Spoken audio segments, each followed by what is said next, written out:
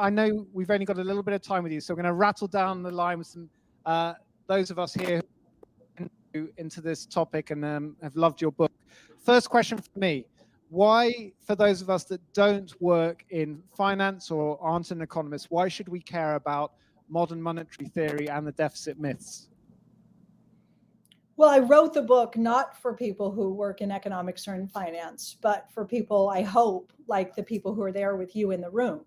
And, if I knew the Keynes quote better, I would recite it verbatim. But there is this old quote from John Maynard Keynes where some of you may have heard it. He says something like, we're essentially all slaves to the defunct idea, to the ideas of some defunct economist, whether we know it or not. And that's the reality, right? Economics and economic thinking shapes public policy, and public policy impacts all of us. And bad policy is what we have been accustomed to getting, I think, for way too many decades.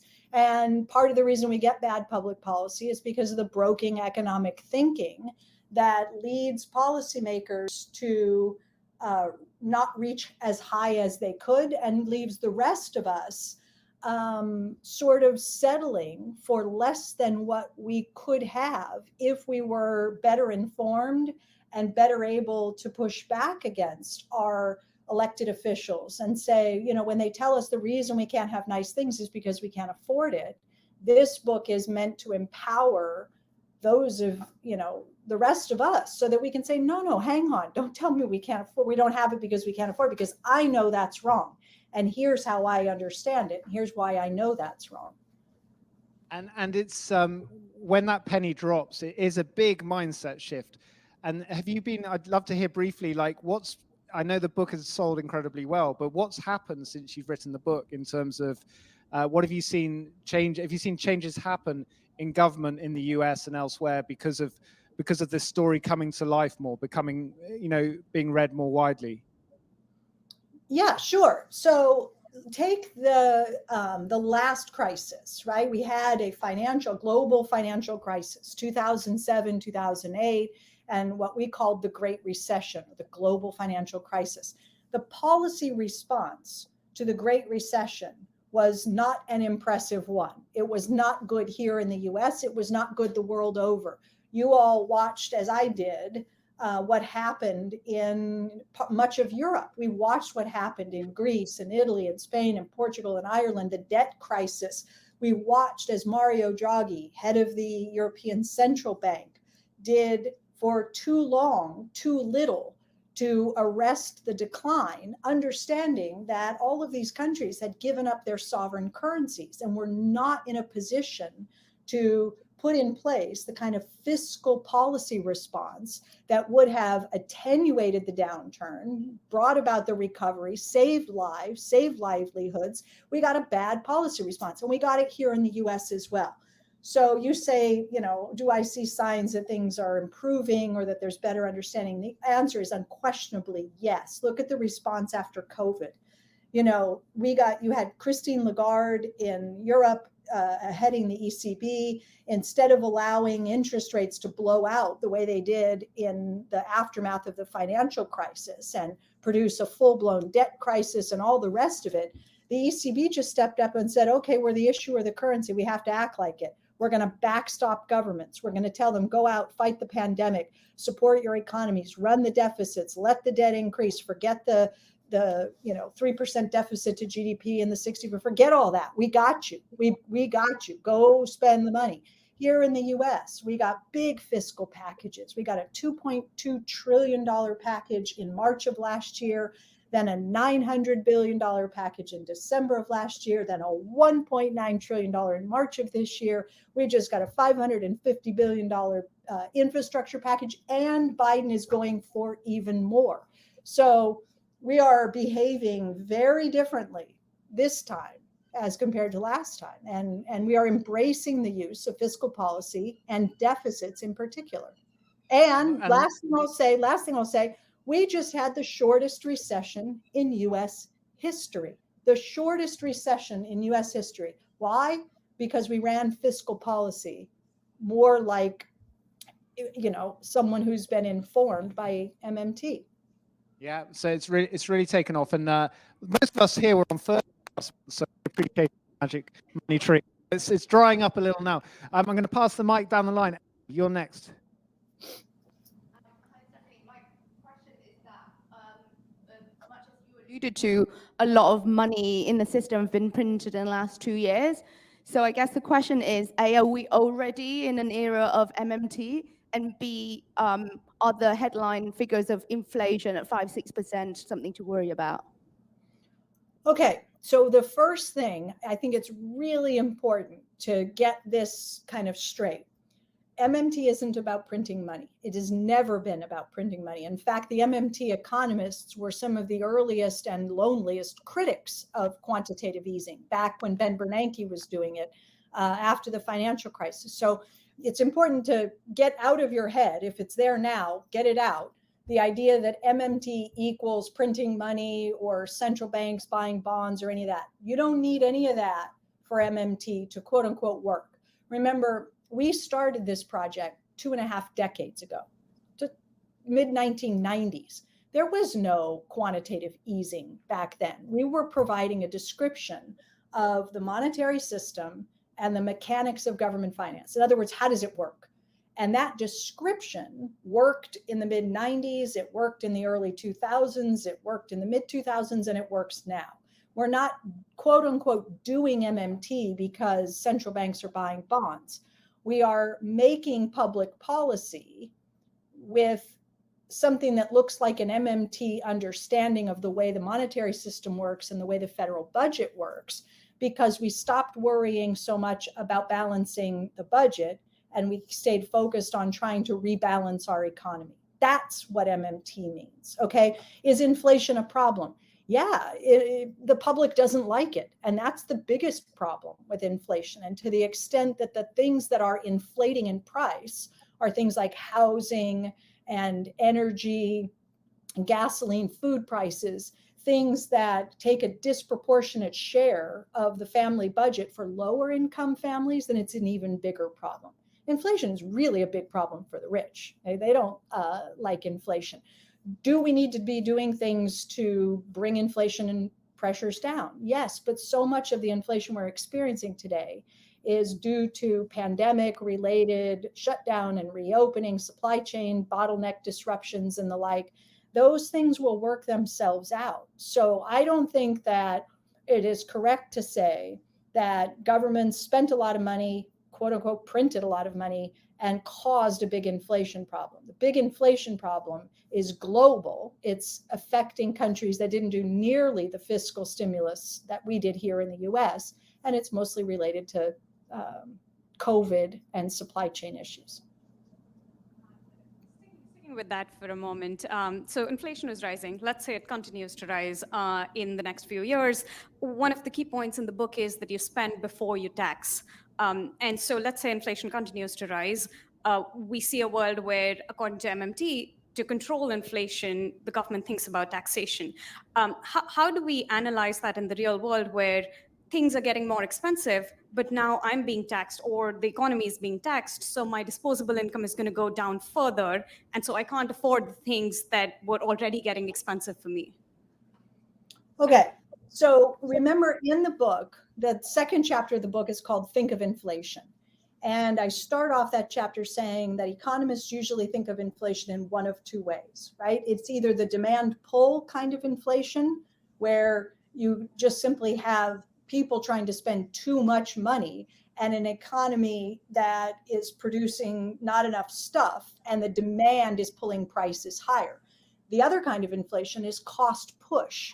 And that's where the costs of important inputs like energy, oil and other sorts of things are increasing. And that is pushing prices higher.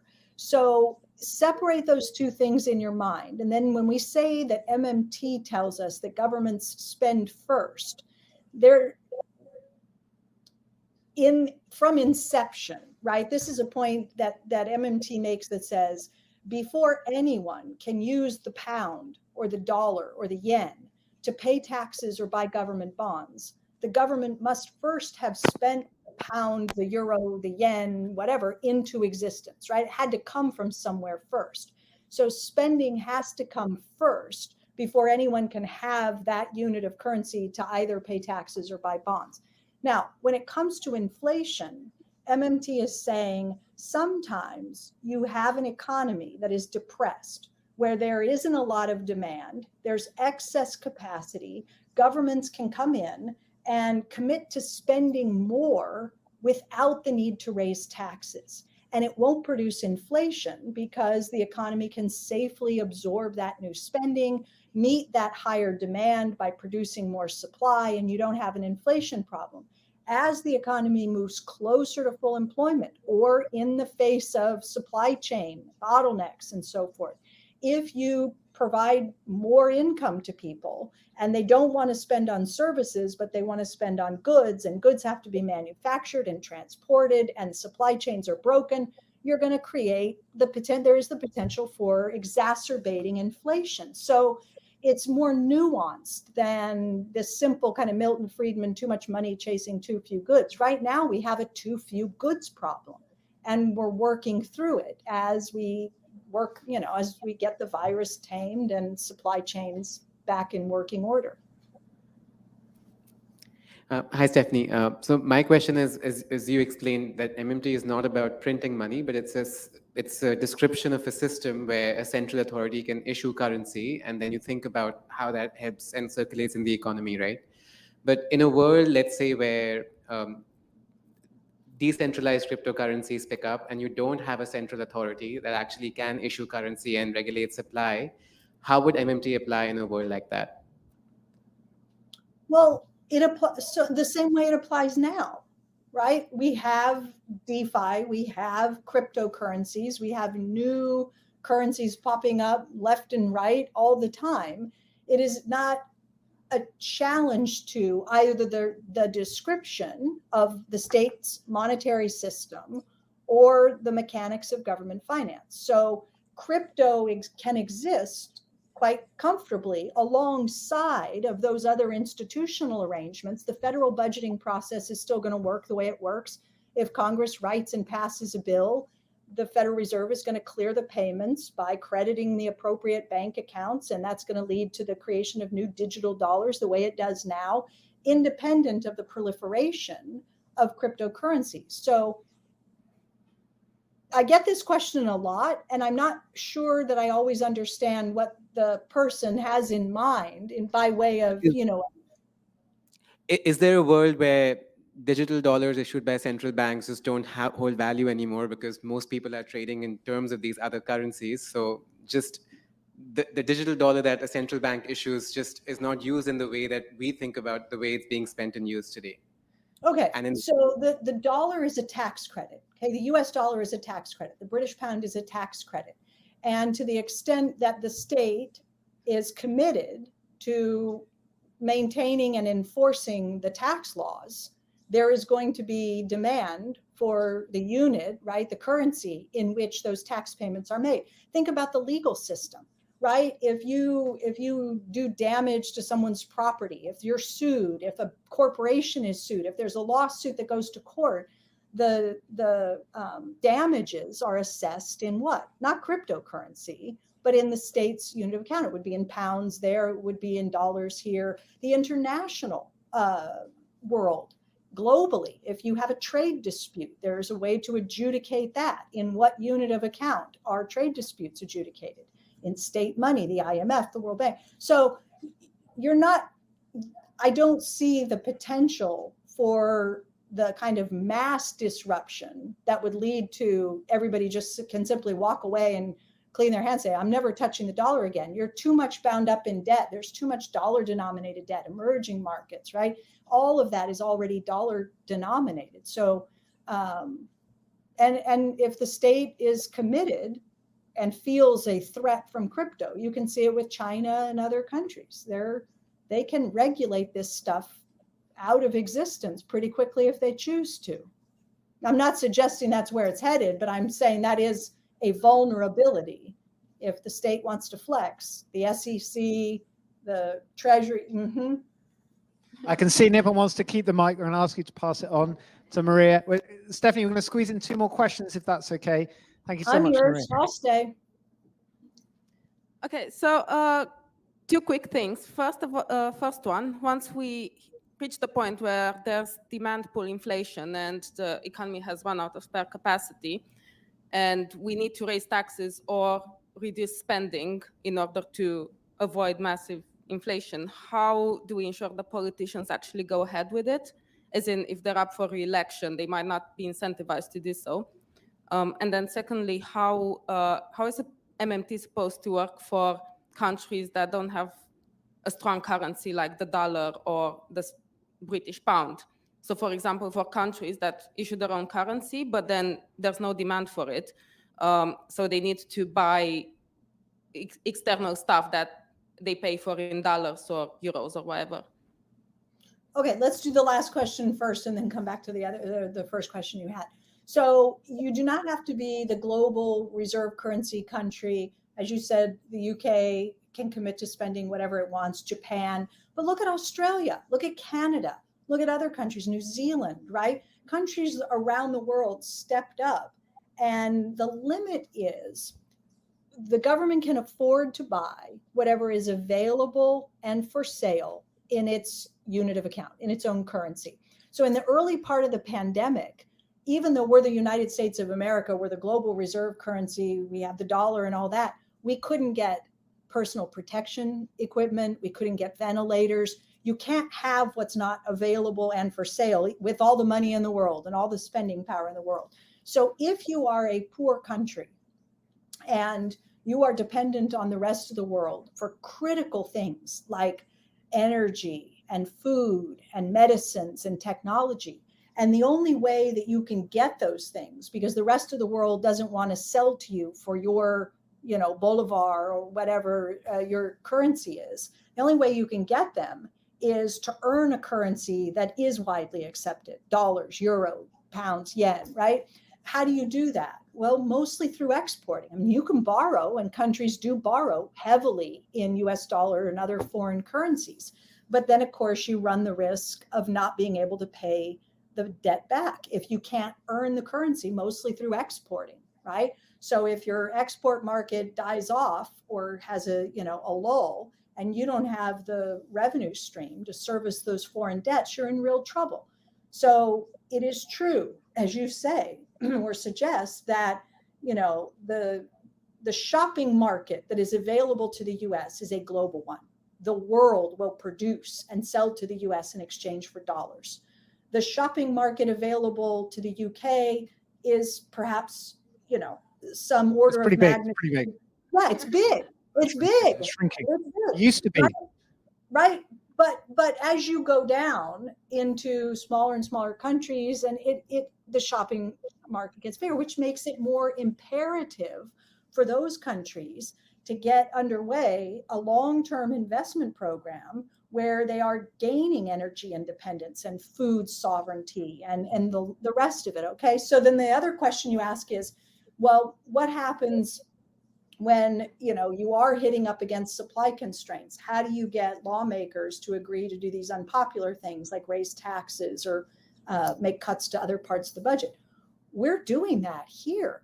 The Biden administration right now is fighting hard for passage of the Build Back Better Act, which is close to $2 trillion, which, if you listen to the Treasury Secretary, Janet Yellen, this morning, or to the president, is quote unquote fully paid for, doesn't increase the deficit. How is that possible? Because they have a whole slew of tax increases that they want to happen alongside that spending so that they can spend a couple of trillion into the economy and remove a couple of trillion at the same time to keep the whole thing from impacting the deficit. So politicians can be quite happy, in fact, to fight for tax increases. It's just that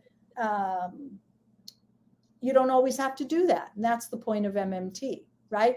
That what you want to do, this is the last thing I'll say, what you would want to do is make it so that lawmakers are forced to think about inflation risk before they vote to authorize new spending. Because right now, well, I shouldn't say, normally lawmakers do not think about inflation. That's the Fed's job. So Congress doesn't have to worry. They can just write a bill either offset the spending or not. Doesn't really matter if it's inflationary, the Fed will fix it. MMT would prefer lawmakers to have to integrate inflation risk into the budgeting process, so that before they vote to authorize new spending, someone has done the hard work to evaluate the likelihood that that spending will produce unwanted inflation and mitigate that before authorizing the spending. You want your inflation protection at time T0, not at time T1. Once you cause the inflation problem, it's too late. Then you have to fight it on the back end. MMT is about getting us to think of inflation at time T0 before you cause the problem, right? Before you authorize the new spending. Nip it in the bud. Thank you, Stephanie. I'm going to throw it out to the room. We're going to have a couple of questions, then we'll let you go, Stephanie. Appreciate your time so much. Anyone out in the room here? Yes. Shout nice and loud, and she should be able to hear you. Perfect. What's your name? Ian. So my question is, obviously you talk about the limit of government spending. So obviously you talk about the limit of government spending being inflation, but what I'm interested to know is who decides how much inflation is too much? You know, you talk about doing that calculation at T0, but if somebody figures out that spending $2 trillion in the US economy is going to cause 1% inflation or 5% inflation or 3.5% inflation, you know, who's to say whether that's a problem or not? How would anybody decide how much inflation is too much? Good. So, okay, so right now, across the airwaves in the US, nightly news, radio, newspapers, everything, right? It's all this build back better, build back better, build back better. So the administration and many Democrats are out there saying, look what we can achieve. We can have paid family leave. We can have universal pre-K. We can make 2 years of college free. We can do this with healthcare. We can have all this stuff. And it won't add to the deficit. And so the American people were polled. We are told exactly, you know, what the narrative is for selling this agenda.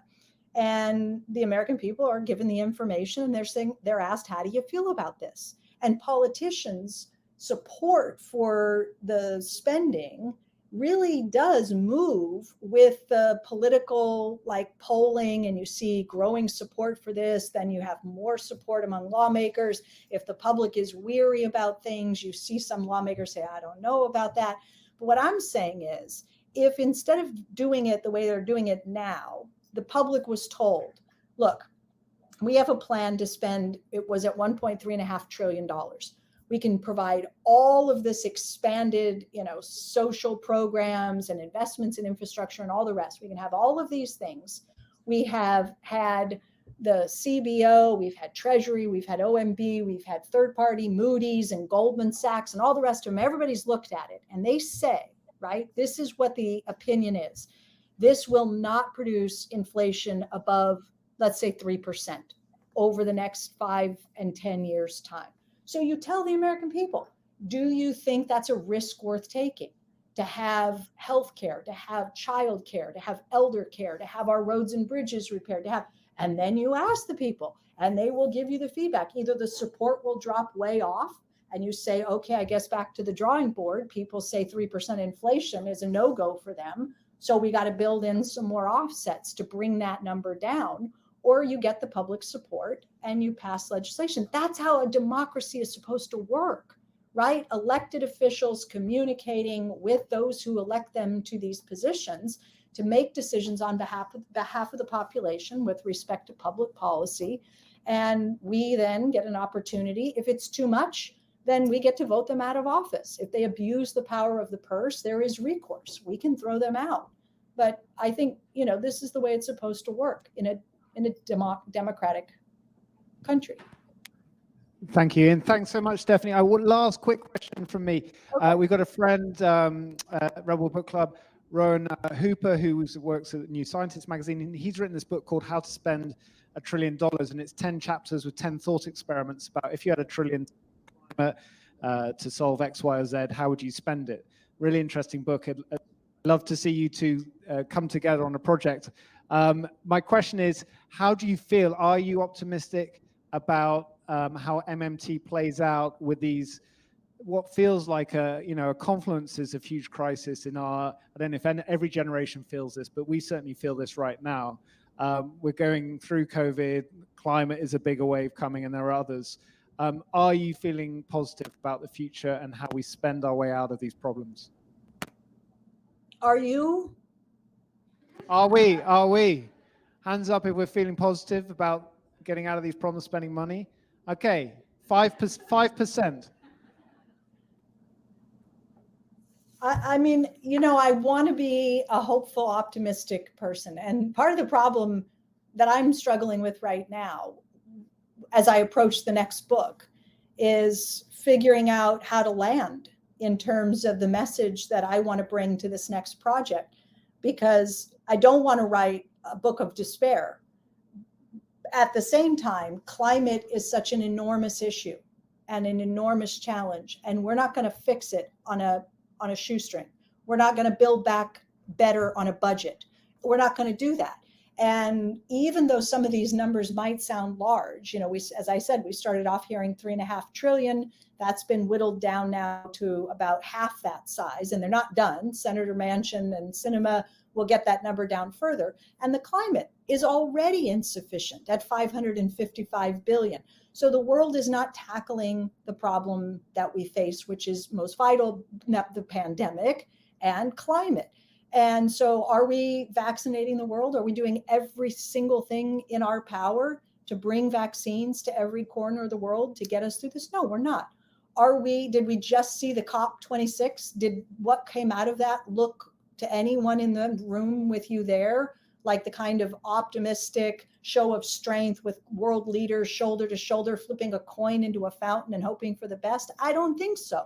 So I'm not, unfortunately, where I wish that I were with respect to, how far we've come in terms of the paradigm shift that's needed to get us the kind of bold investments in tackling these problems. I'm not where I need to be. And yet, for me personally, just even discovering MMT for the first time through your book, it does give me a sense of, from a possibility that systems can be changed. So grateful for that. What's the next project? Are you allowed to mention it? No, I'm not. Oh. But what do you think? What do you think it should be? What were you left wishing? If you could have turned the page and found another chapter, what would you have hoped to find? For me personally, it's that link to the book I mentioned, which is like playing it out in real time. Like, okay, if this theory, what could we do solving this problem? Which you do start to talk about, but climate, that's the space I'm curious about. There you go. Well, then you'll be pleasantly surprised. We'll see you again. Stephanie Kelton. Thanks, everyone. I appreciate it. Thank you. Stephanie, a wave. Thank you, Stephanie.